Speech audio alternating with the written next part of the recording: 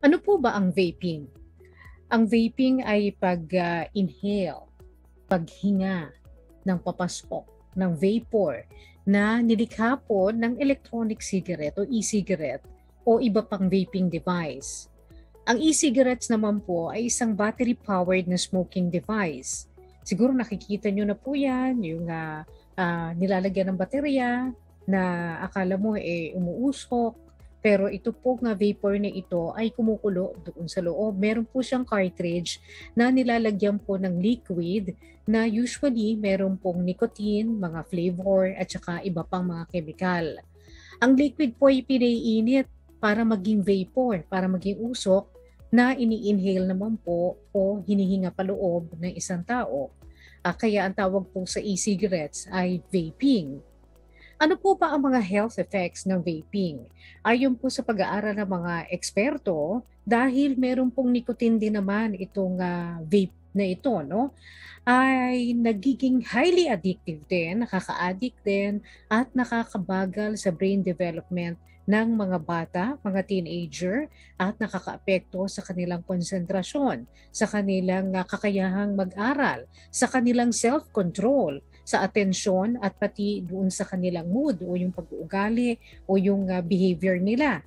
Tumataas din po ang panganib ng iba pang tipo ng addiction kapag sila po ay medyo tumanda-tanda na, kapag naumpisa na po nila ang vaping. Nakakairita rin po ito ng baga, maaari maging cause ng serious lung damage o kaya ay kamatayan, at maaari din pong magbunsod para ang tao na nagsimula mag-vape ay manigarilyo rin eventually. So bakit meron pong batas na isinusulong ngayon, panukalang batas na isinusulong na nasa lamesa na ng Malacanang na anytime pwedeng pirmahan ng ating Pangulong Rodrigo Duterte na nag-e-encourage nitong vaping. Narito po kausap natin ang Pangulo po ng Philippine College of Physicians, isa po siya pulmonologist, at sila po ay hindi po pabor dito sa vaping bill na ito. Narito po si Dr. Maricar Limpin. Hi Dr. Maricar Limpin, magandang gabi sa iyo. Hello, magandang gabi naman sa lahat ng mga nakikinig and nakakapanood na rin sa atin. Opo. Doc, yung po ang gusto nating malaman, no? Kasi mayroon pong vape bill ngayon, ano, na iniintay na lang ang paglagda ni Pangulong Rodrigo Duterte. Sa ngayon, nakapasa na po kasi ito sa both houses, at yan, kung pipirmahan po ng ating Pangulo, ay magkakaroon na tayo ng tinatawag na vaporized nicotine products law, na ang gagawin naman po nito ay parang i-regulate ito pong mga vape na ito na ibinibenta po sa merkado. Pero unang-una, Doc, totoo ba na sabi nila safer at healthier alternative daw ang vape kesa sa paninigarilyo talaga ng sigarilyo o tabako? Unang-una, no, syempre kami ay tumitingin lang doon sa mga scientific evidence. At pag sinabi nating scientific evidence, ibig sabihin talagang mapapakita, walang kaduda-duda na ito talaga ay safe, no? Mm-hmm. So sa mga pag-aaral, walang pag-aaral na magpapakita na talagang safe itong mga vape products na ito. Mm-hmm. Ang napapakita so far sa ngayon ay itong mga produktong ito ay parehas na merong din na mga chemical na nakikita din natin sa sigarilyo. No? Doon sa loob, doon sa kung ano man yung naroroon sa e-juice, no? Mm-hmm. At even actually, no, maski po yung mga parang kung tawagin nila yung mga heating elements, yung mga yung mga nickel o kung ano man na mga metallic na nilalagay nila doon para mag-init, no? Mag-init yung juice na nilalagay ay napakita na ito ay nagfo-form ng mga iba pang mga chemical na kahit hindi nilagay doon sa e-juice, biglang nagde-develop. At itong mga chemical na ito ay nagkukos ng cancer. Oh no. So, doon pa lang alam na natin na medyo mapanganib, no? Dahil merong mga chemical na nagko-cause ng cancer. So, at sa ngayon, mas lalong nagiging klaro, lalong-lalo na para sa aming mga pulmonologists, na itong vape na ito ay nagko-cause ng constant irritation sa respiratory system natin na magiging sanhi ng tinatawag nating chronic obstructive pulmonary disease o yung alam natin emphysema. So kung ano pala yung nangyayari rin doon sa naninigarilyo ng tobacco products, pwede rin mangyayari doon sa nagve-vape, Doc. Exactly, no? So walang katotohanan yung gustong ipalabas sa mga kasi ang nagsasabi lang naman na safer ay yung mga nagbebenta o yung distributor o yung nagma-manufacture ng mga vaping products na ito. Kasama dito yung heated tobacco products. Yung mga heated tobacco products, ang gamit din talaga niyan ay tabako rin. No? So hindi sila yung sabihin mong talagang safe. Kasi the mere fact na ang tabako ang kanilang gamit ay talagang magbibigay yan ng mga chemical na mahihit-hit natin at papasok sa loob ng katawan natin na magkukos ng injuries, ng damage at pwedeng mag-lead into mutations na nagiging dahilan ng cancer development. No? So, walang katotohanan yung sinasabing it is safer. Oo. Pero ano po ang mas mabilis na makapag-cause po ng cancer? Is it the cigarettes or na may tobacco products or ito pong vape? Sa ngayon, hindi pa natin alam kasi maski noon sa tabako ay talagang it took some time bago makita natin na at napakita natin na ito ay nagiging sanhi ng cancer, no? So it's too early to tell kasi kailan lang naman nag-umpisa na gamitin talaga itong mga vaping products na ito kasama na lalo na yung heated tobacco products, no? Kailan lang natin yan na naging available sa market. So, it's really very difficult to say, no? Pero syempre, no, coming from the medical point of view and the point of view of science, pag meron ka dyan na any sign that will cause injury or harm, no, doon sa kalusugan natin, we always take the precautionary principle. So, kailangan mag-iingat pa rin tayo. And hindi natin pwedeng basta payagan na parang maging liberal ang pagbebenta ng mga produktong yan. Pero sinasabi nga po, dito raw sa vape bill na ito of magiging vape law, ay para nga ma-regulate yung bentahan. Kasi ngayon parang kahit saan na lang nagbebenta tapos hindi mo alam kung ano yung mga chemical nga o mga nakalagay, pati yung mga flavors na nakalagay doon sa vape. So kung kunyari daw magkakaroon ng law, ma-regulate ang production nito at saka yung bentahan.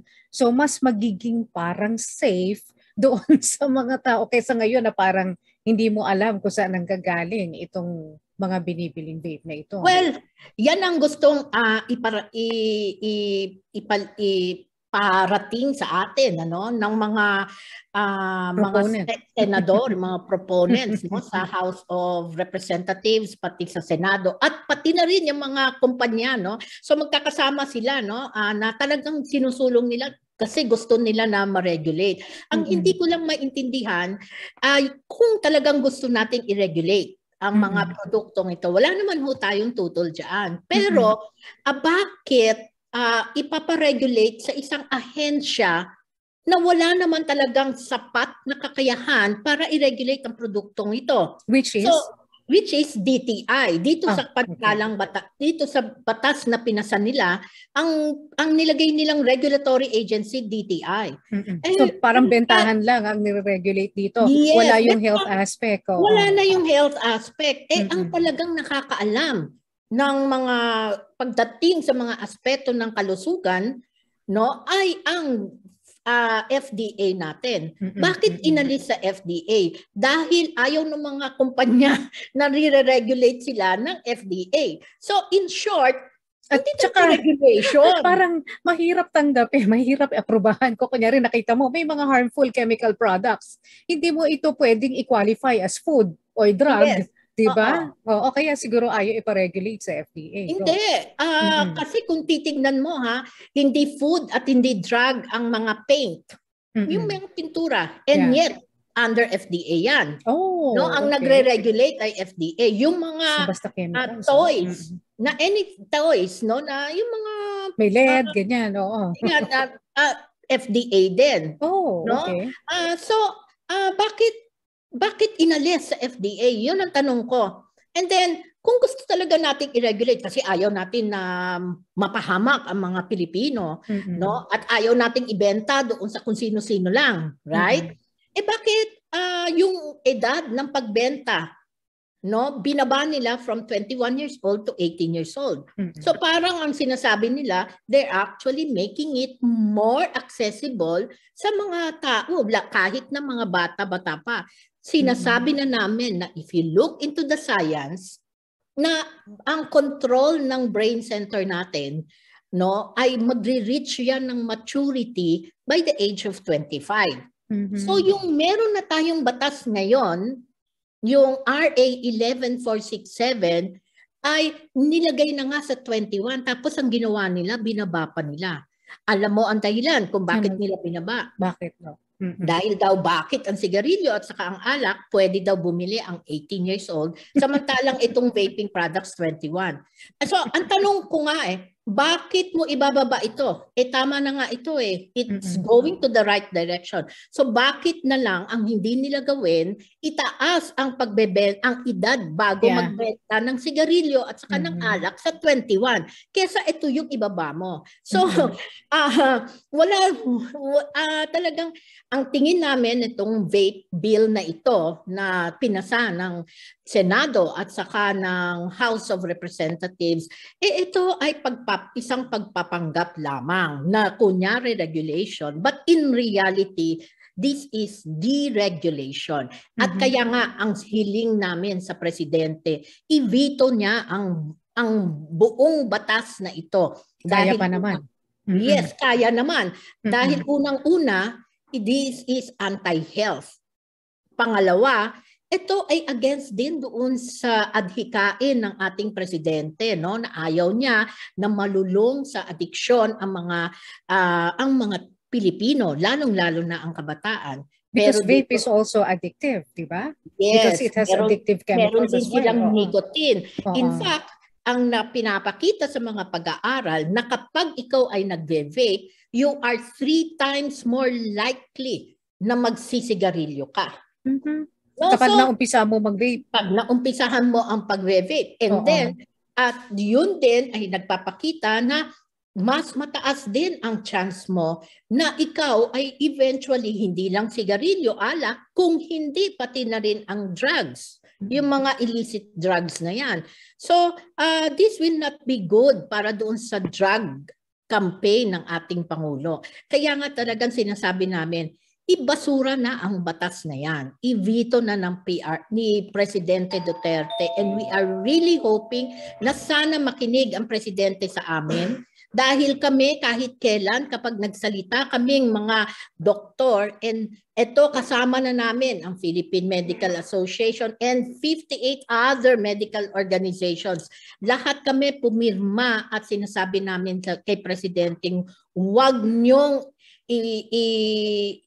ibasura na ninyo itong batas na ito kasi hindi ito tunay na regulasyon. Ito ay deregulation and it will not be good, no, para sa mga kalusugan ng mamamayang Pilipino at lalong-lalong hindi ito makakabuti para sa mga kabataan.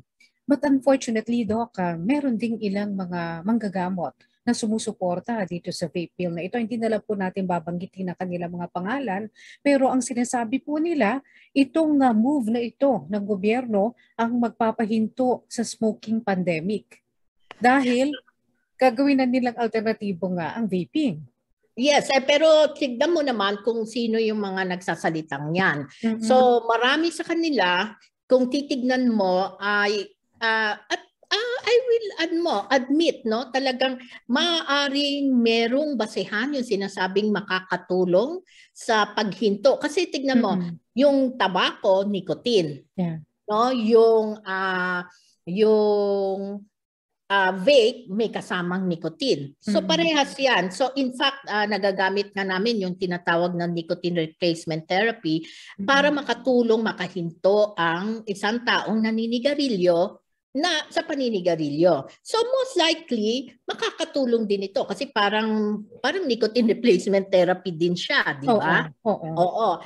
Unfortunately, ang kinakasamaan ng aming loob, kung yan lang ang talagang adhikain ng batas na ito, then ilagay siya under drugs. Di ba? Ilagay siya under drugs. So dapat mas lalong kailangan ang FDA ang mag-regulate sa kanya.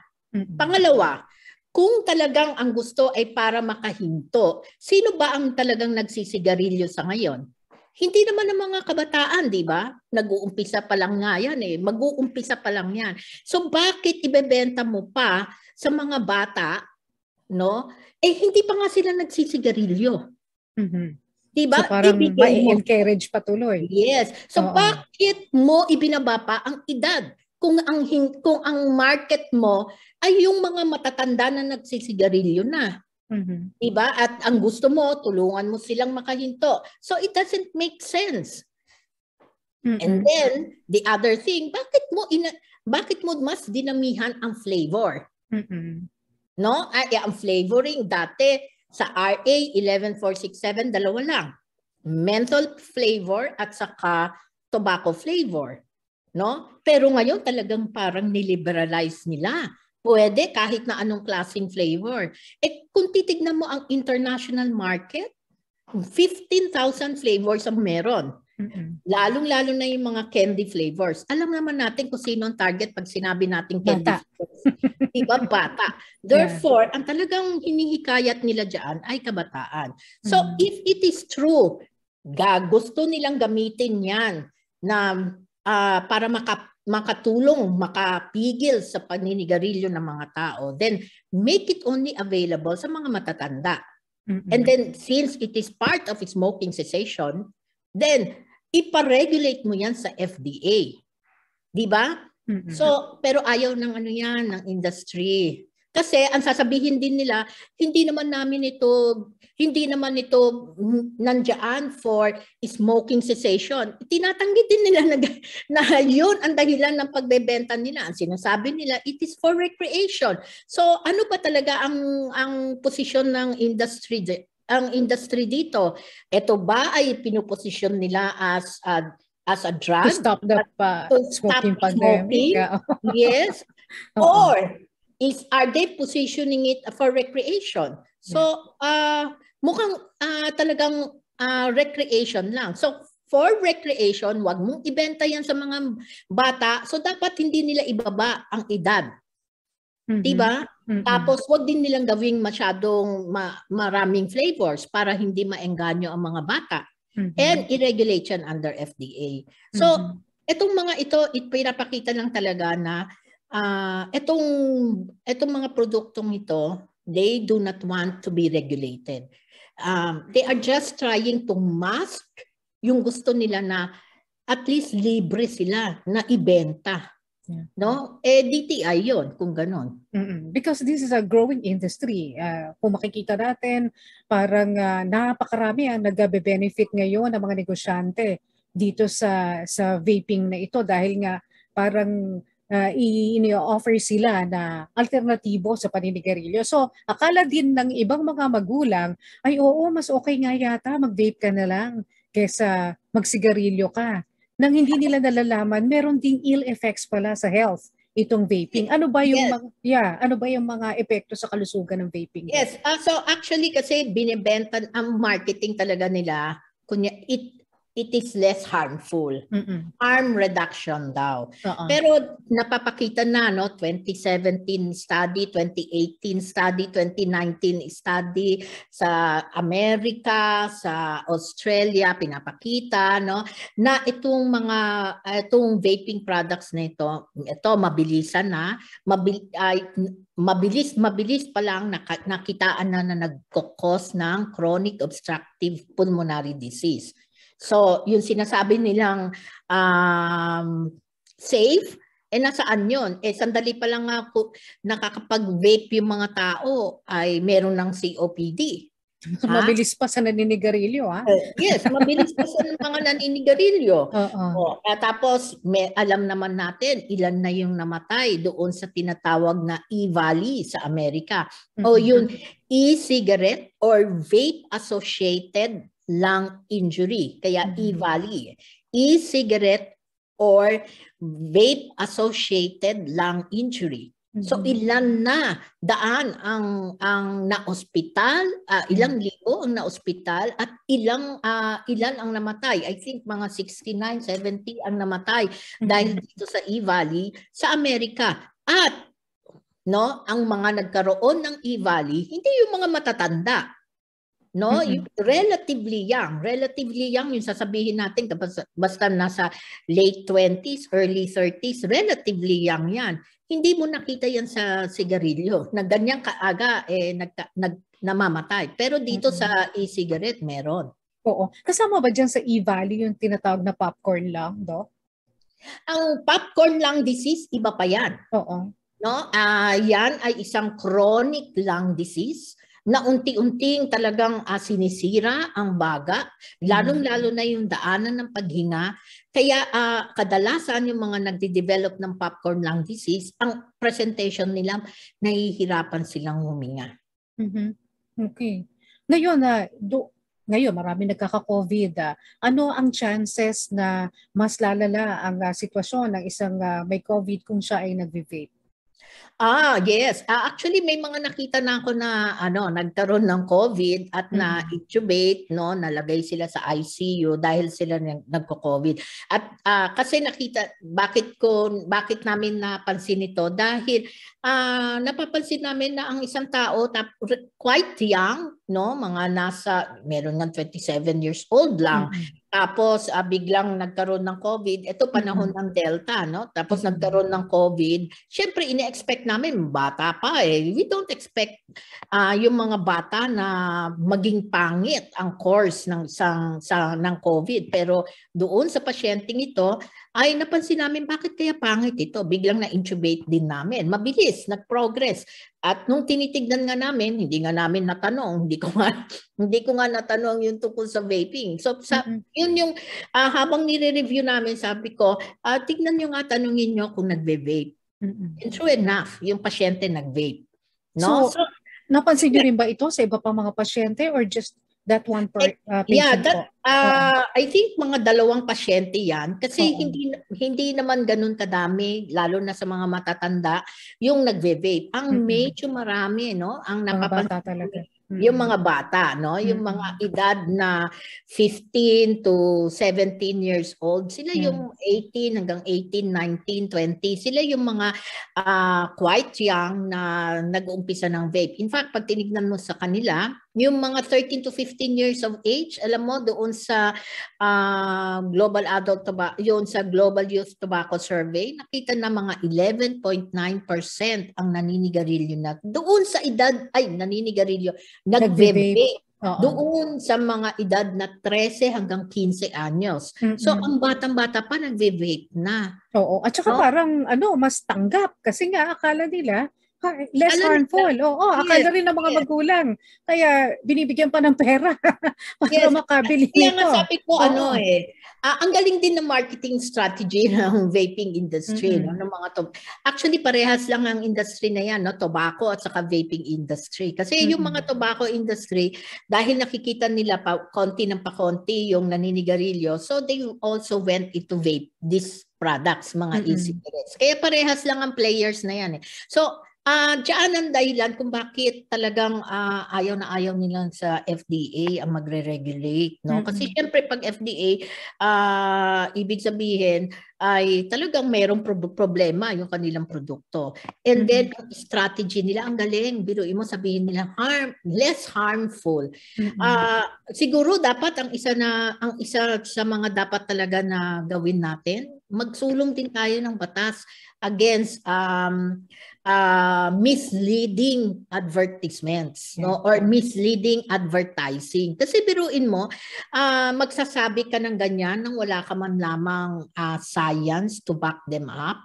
And then to think na yung karamihan pa ng mga involved doon sa mga sinasite nilang mga studies nila na nagsasabing less harmful daw yung e-cigarette. Pero pag tiningnan mo, wala talagang evidence yun. No? Pag binasa mo talaga yung studies na yan. Pero yung mga supposedly na mga researchers nila, yung mga scientists nila, lahat scientists nila mismo, ng kumpanya mismo, no? So, how can you trust? May bias. No, may bias na yan dahil sila mismo yung gumagawa ng study. And of course, they will always give out favorable results, no? Hindi yun totoo. And medyo mali yung mga conclusion. No, hindi talaga makikita mo yung conclusion, hindi naaayon doon sa nakikita sa study. Okay, so ano po ang pwede nating gawin ngayon, no, habang hindi pa po ito na isa sa pinal bilang isang batas? Katulad po ng mga parents na nakikinig sa atin ngayon at saka sa mga naniniwala din na itong vaping ay hindi ganoon ka-safe. Unlike yung yes po. I hope no, mas paniwalaan ho kaming mga doktor. Yung tunay talaga na nagsasabi, kami ho yung mga doktor na wala ho talaga kaming ibang motibo kundi siguraduhin ho namin na maligtas ho ang buhay ng mga Pilipino. Hindi po yung mga doktor na maaaring involved sa pagbebenta ng mga e-cigarettes na yan.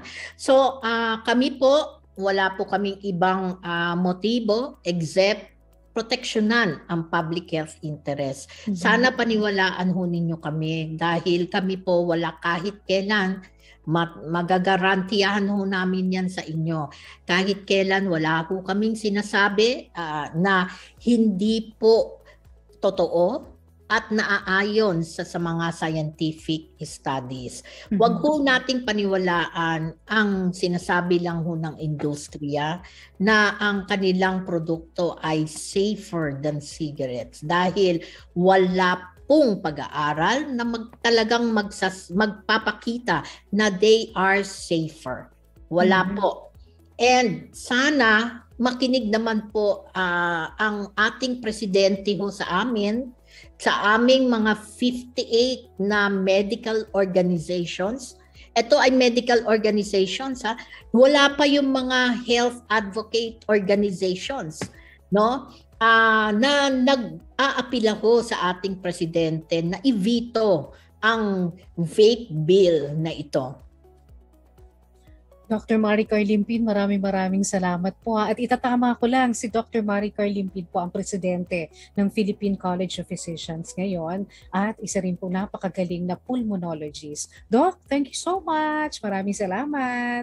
Yes, thank you Maru, and good night everyone. Please stay safe. Mas mabuti pong lagi ho tayong safe. Huwag na lang ho tayong manigarilyo. Huwag na lang ho tayong mag-vape, no? Yes. And always wear your mask. Yes. Thank you so much, Dr. Maricar Limpin.